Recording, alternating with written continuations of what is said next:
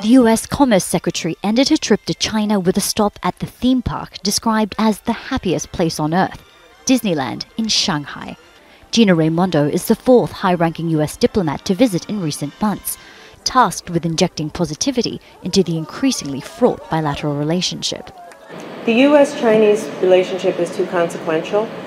We can't drift to a place of greater conflict. It's not good for the U.S., it's not good for China, it's not good for the world. So we have to commit ourselves to take some action. Raimondo met Premier Li Qiang, who said economic ties were the ballast of Sino-US relations. But that relationship is under increasing pressure. Raimondo says US firms have told her China has become uninvestable and too risky, pointing to recent raids by Chinese security forces on foreign companies. She's renewed calls for the Chinese government to level the playing field for foreign firms.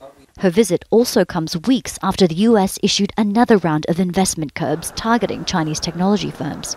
Trust in the US's intention to negotiate in good faith is reached absolute zero. We've heard American officials kind of say all the right things about seeking cooperation with China, but then send, I think at best, very mixed messages by continuing to pressure Chinese companies, to put sanctions on Chinese entities. Officials here have criticized American efforts to block China's access to advanced semiconductors, a topic Raimondo said was not open for debate.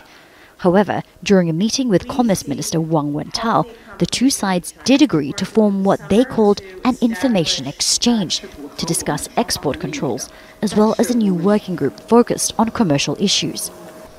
I'm willing to work with you to create a good business environment. But further disagreements plagued the 4 days of discussions.